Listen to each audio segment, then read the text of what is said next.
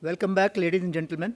In our next session, eminent treasury and finance specialists shall express their views on a very pertinent topic, capital raising for banks and corporates, challenges, opportunities, and way forward. As prescribed by the Basel III guidelines, raising capital is one of the most important challenges before banks, more so in the case of PSU banks. In fact, some estimates talk about figures like 3 lakh crores, 5 lakh crores, various numbers. Similarly, the new Companies Act is likely to make structuring and raising capital equally tough for the corporates. Our panelists will deliberate on these issues and talk about the way forward. I request Mr. Praveen Gupta, DMD SBI, to please come up on stage and moderate the discussion.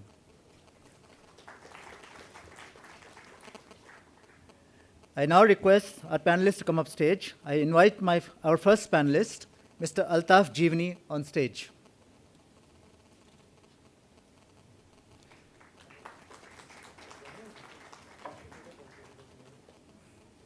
Mr. Altaf Jeevani is CFO of Philips Carbon Black and has more than 20 years of experience in corporate finance across industries such as electrical, textile, and automobile. He has expertise in the areas of foreign exchange, risk management, and trade finance. He is a director on the board of Development Credit Bank since 2012. I now request Mr. Anant Narayan to join us on stage, please. Mr. Anant Narayan is Regional Head, Financial Markets, South Asia, Standard Chartered Bank since 2009. He has over 20 years of banking experience, which includes stints with Citibank and Deutsche Bank. He is Director of Board of FIMDA and is a member of various RBI committees. Mr. Jamal Meklai is our next panelist, and invite him on the dais.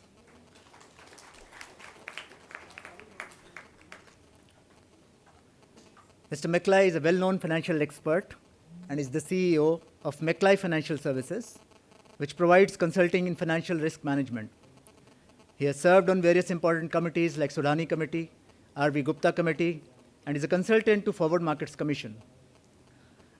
Incidentally, he is well known for his colorful shirts, and I see that he has not disappointed us today with his tie.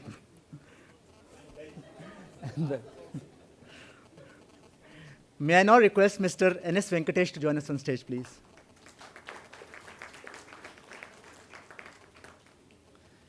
Mr. Venkatesh is Executive Director, Treasury Investments and International Banking at IDBI Bank Limited. He has over 20 years experience in Treasury and is the Chairman FIMDA from 2011. As also a member of Technology Advisory Committee of RBI on money markets, securities markets, and foreign exchange. He also set up the first overseas branch of IDBI Bank at DIFC Dubai. Our final panelist is Ms. Shilpa Kumar. I request her to please come up on the dais. Ms. Shilpa Kumar is Senior General Manager at ICICI Bank and heads the group's markets and proprietary trading. She has extensive banking experience and is a director on the boards of CCIL and ICICI Securities. She also served as chairperson on FIMDA board for 2 years. I now request Mr. Gupta to initiate the panel discussion, please. Good afternoon, ladies and gentlemen. Well, the session after the lunch is always very difficult. But I think we have the panel which will not only inform us, but I think they'll keep us awake also. Most of my panelists, I think, are well known. I mean, particularly I can talk about, say, Anand, Venkatesh, and Shilpa. They are regularly there on the TV. So every time there is a monetary policy announcement or something happening in the market. So in fact, their demand to appear on the TV depends on the markets are performing. The markets are more volatile, so there's more demand for them to be there on the TV. Of course, in the syndicate markets, generally the TV channels forget them altogether also. Mr. Jamal Meklai, of course, I think he's a very popular figure. Everybody knows him. So my talking about his shirts has already been taken away. But let me also tell you that he writes a very weekly newsletter, which is very well received. It gets published in the newspapers also. Sometimes I feel that his newsletter is read more for his colorful prose rather than the recommendation. Because after reading it, sometimes you don't know whether he's actually trying to tell you to buy or sell the dollars. Mr. Jeevani, of course, is there to offer the corporate perspective. But later on, we realized that he is also on the board of DCB. So he also, in a way, represents banks here. The topic for the discussion is capital raising for banks and corporates, challenges, opportunities, and way forward. It's a huge topic. We'll try and cover as much as possible during this panel discussion. What I'll do is I'll just give the initial points which we plan to cover during this debate. All the panelists can make their opening remarks, and after that we can have a question-answer session also.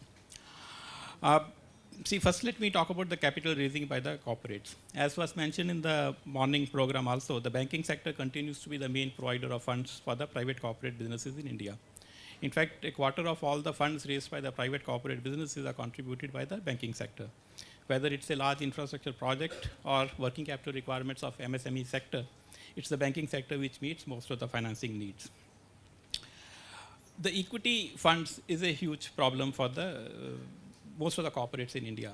In fact, the equity markets remained practically shut for the corporate sector in the last 2 years. People have not been able to access the market. In fact, that is one of the reasons for the stress in the banking sector, as many of the projects could not be completed in time. There were cost overruns, they could not raise additional market, and the banks had to come to the rescue, which in fact led to some of those assets getting treated as non-performing assets in the books of the banks. So hopefully the market has turned now. We see a lot of interest. Some QIPs have already happened, and there are a lot of them in the pipeline. Hopefully all of them will be able to raise money from the market, so which will not only be good for those corporates, but I think for the banks also will be able to upgrade some of our assets also. Private equity is another source of useful funding for the private sector. There are a lot of private equity players in the market, but somehow not many deals ultimately get done. Being a part of the private equity side at one point of time, I can also say is that many times we feel that it's the greed of the promoters which doesn't let the deals happen, because the valuation asked for are so high that ultimately no deal is possible with those valuations. The second topic which I think we should try and cover is the infrastructure financing. The banks have been financing most of the infrastructure. All of you know about the ALM mismatches which the banks run, so that does put some restriction on how much financing that can be done. In the morning today, the governor talked about some relaxation or some incentives being offered. So let us wait for what they are actually. But I think we can debate about what can be done to make infrastructure financing attractive for the banks also. So there have been talk about it being treated as priority sector, or banks be allowed to issue tax-free bonds, or some exemption from CRR or SLR. That is being talked about.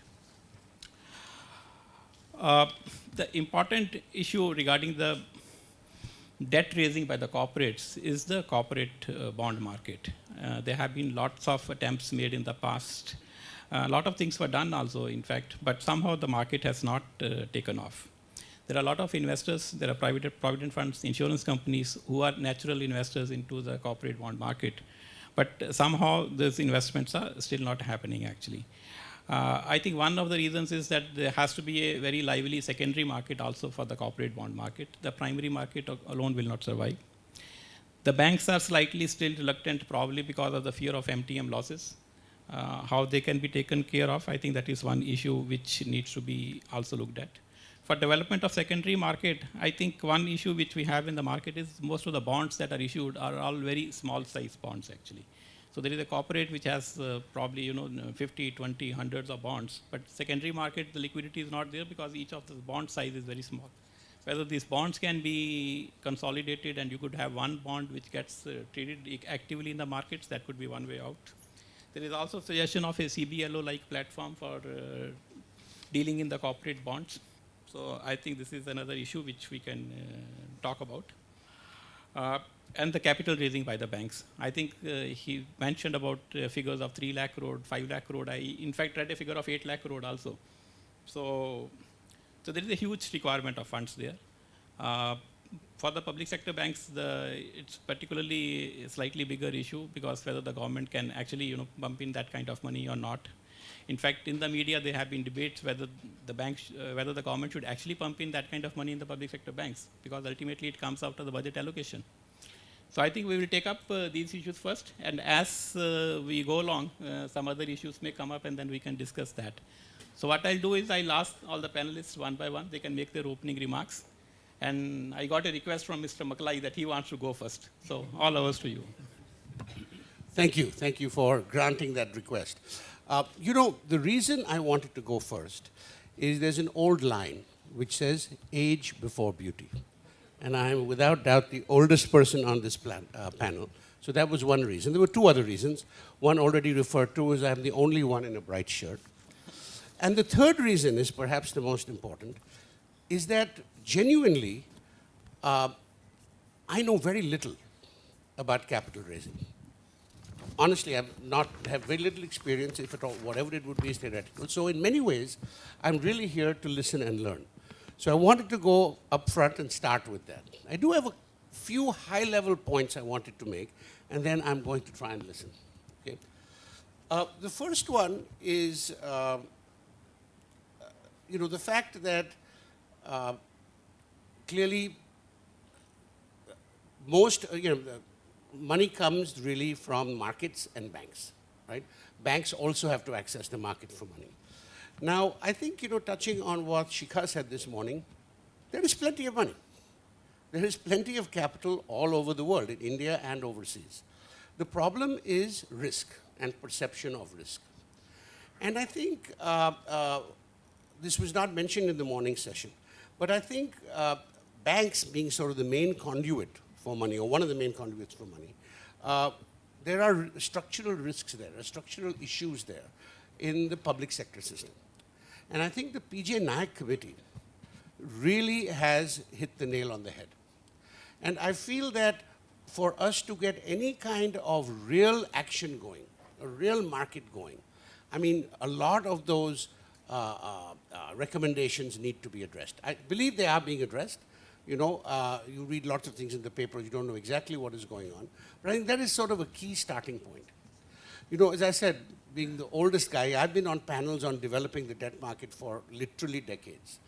And I'm happy to hear, that I haven't been paying much attention, that the gilts market has really developed, right? Of course, there's a long way to go, but we're probably, in terms of ratio of daily trading to underlying, we're probably maybe 20-25% of a really liquid market. I mean, used to be, we were not even visible. So I'm saying the efforts have paid off, but I think now, again, with the new dispensation, with the new government, I think everybody's expecting that there will be some clicks, some quick moves.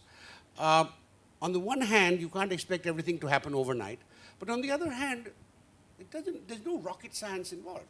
I was talking with somebody outside, and it's just a matter of take a danda and say, karo. And Mr. Modi seems to be the kind of man who does that. So I'm very optimistic that we will see lots of changes in that space. The second sort of high-level thought I had, and frankly, this is a question more than anything else. You guys may well have some thoughts. I was thinking about this, and I remembered years ago, there was this lovely instrument called MIFOR, right? And the MIFOR market was rocking, and then, of course, it was closed down. Now, I had thought at the time it was closed down because in many conversations at RBI, I was told that, the MIFOR curve is below the gilts curve. So there must be something wrong with it. And I tried to say maybe the problem is with the gilts curve. That's not liquid enough. But for whatever reason, MIFOR was closed down. But conceivably now, in the new era, and I'd really like your thoughts on it, would this be something that could tweak a sort of theoretical secondary market in corporate bonds? The third high-level point I have, which relates more to really FX, is the fact is today, global markets are cheap. Spreads have come down so dramatically. People are rushing there as fast as they can, and I think they should continue to rush there.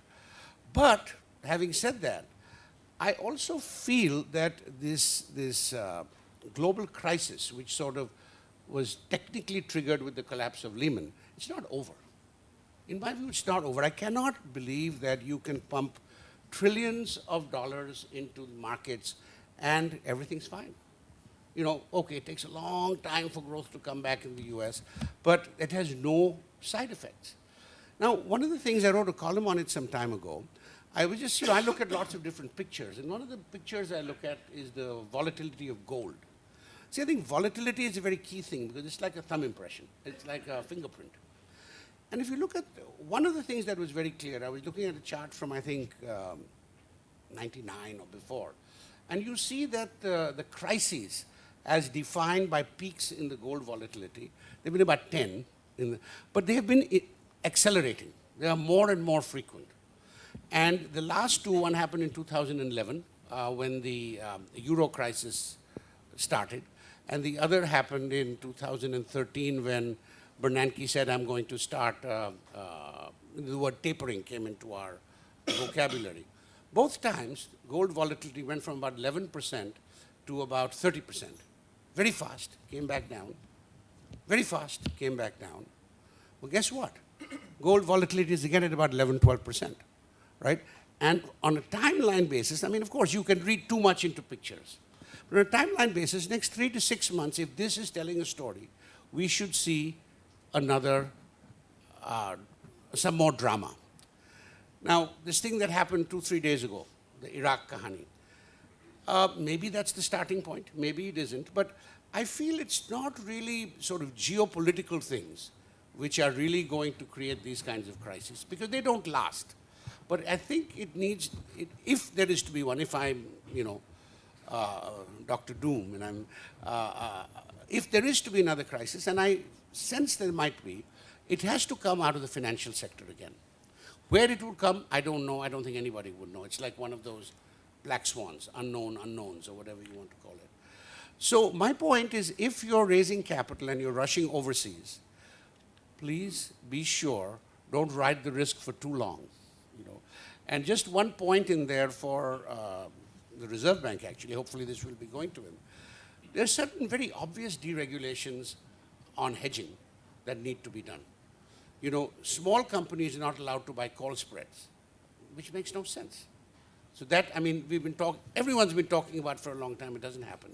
The second one may be a bit more contentious, but I think is very important, particularly in the context of infrastructure funding, is companies are not allowed to buy a derivative on a derivative.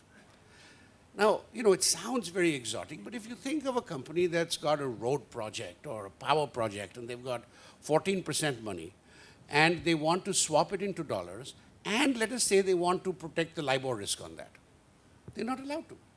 Now, it makes no sense that you allow somebody to take on risk but not to hedge it. So I think these are some of the, as I said, high level, not necessarily linked into what we're talking about, points I wanted to make. And now I will be silent. Thank you very much.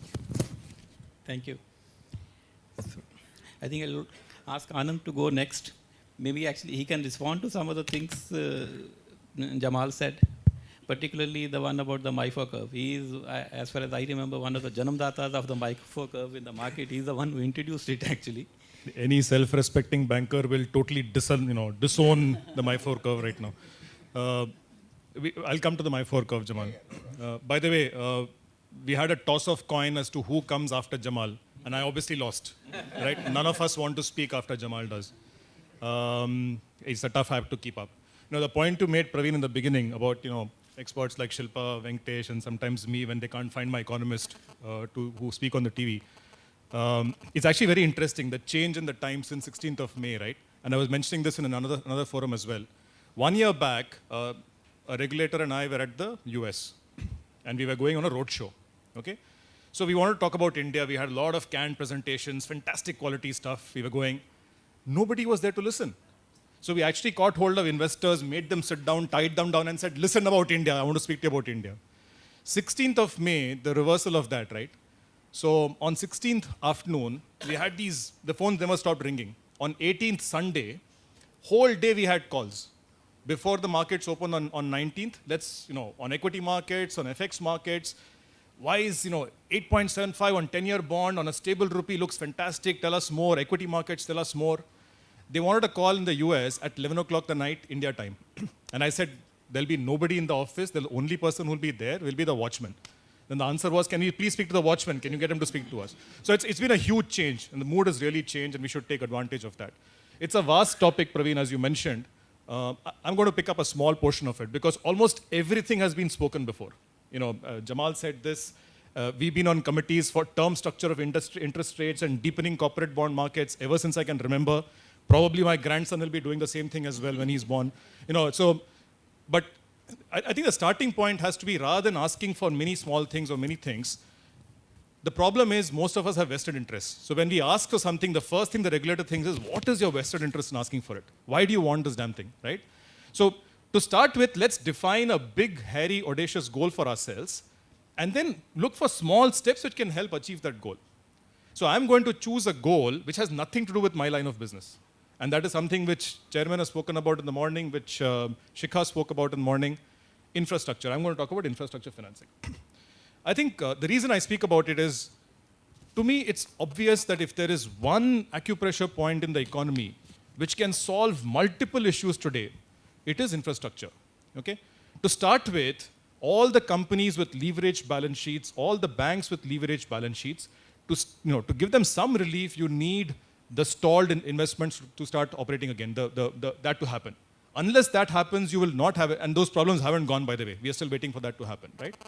Second thing is inflation. Again, a big problem, right? A big, huge issue. I think the only way inflation can be solved is if we get those warehouses, if we get those storages, if we get those refrigeration, etc., and improve the supply chain. It is a supply side problem, right? You know, I don't know if you know about this. At the time when tomato prices were going to 80 and 100, this was the time of that fail-in in Orissa. Apparently, the roads of Andhra Pradesh were red because rotten tomatoes were strewn there all over the place. This is a problem of our supply chain. 40% of our food stuff, rots before it reaches the mandis. And then we talk about, inflation and monetary policy, which makes no sense to me at all.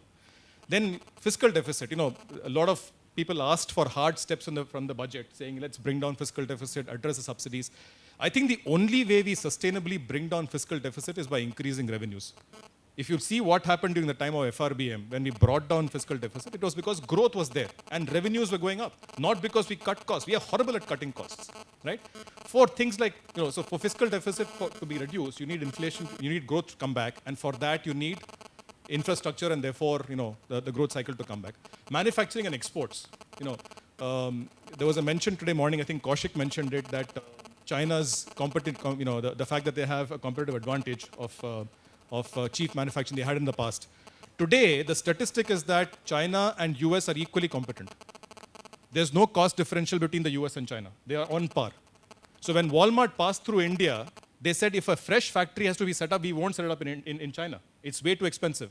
So like fools, we said, why don't you come to India and set up manufacturing here? They said, you must be nuts. Your ports are chock-a-block. Your connectivity from the hinterland to the ports is horrible. You don't have power. We are going to set up out here. So you need that infrastructure to set up that manufacturing, to set up that exports, and to solve the BOP problem and the CAT problem on an ongoing basis.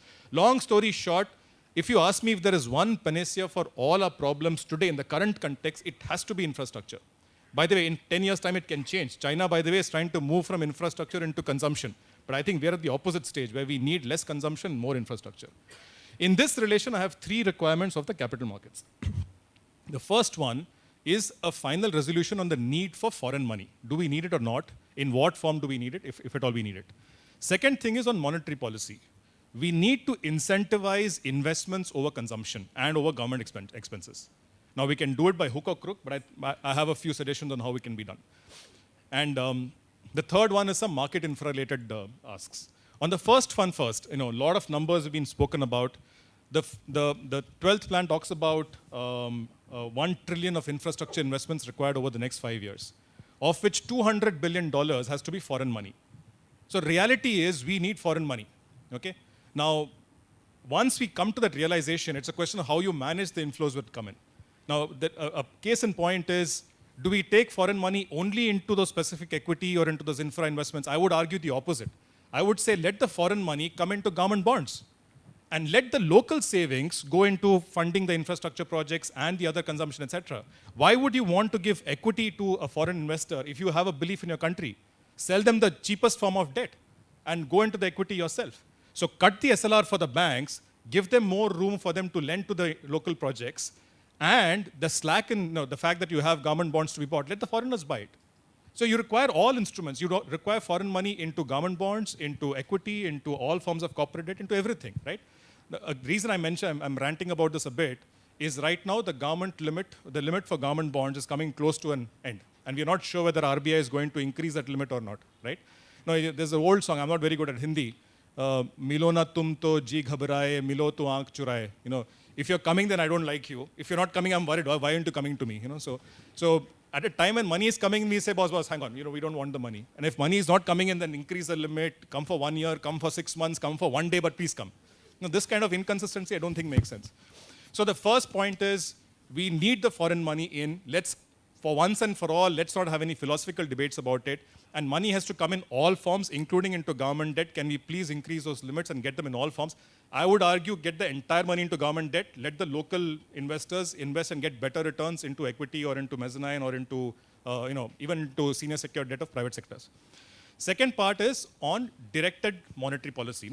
The problem is the discussions that we had today morning also talked about rates either being high or rates being low. And there are two schools of thought. So Shikha was talking about let's bring the rates down and therefore incentivize investments, which is absolutely true. I can't imagine how monetary policy actually brings down inflation, but that's a different topic altogether. Maybe the answer, and on the other hand, you have Dr. Urjit Patel report, which says inflation has to be controlled, so interest rates have to be kept high. Maybe the way out, and it's very elegant, every single academic throws chappals at me whenever I say this. We have to have directed monetary policy. We have to incentivize investments over consumption and government expenditure. Why can't we use some of the primary liquidity coming into the markets and actually give it to infrastructure?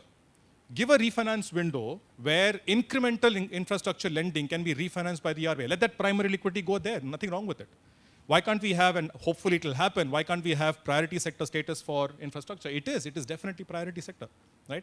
Why can't we have credit enhancement of bonds, infrastructure bonds, being done by freely by banks? There is allowance for, we can do credit enhancement, but the regulations are so tight, nothing is going to happen. I can guarantee you that right away. The last one, which I've heard chairman speak about, why can't we have tax-free bonds being allowed for banks to raise money to fund incremental infrastructure? I think it's a fantastic idea. There are lots of things that we could do which takes money away from consumption and puts it in infrastructure. I think that's the need of the hour. Last part is on market infrastructure. A couple of things, and Jamal mentioned this as well, which don't make sense to me.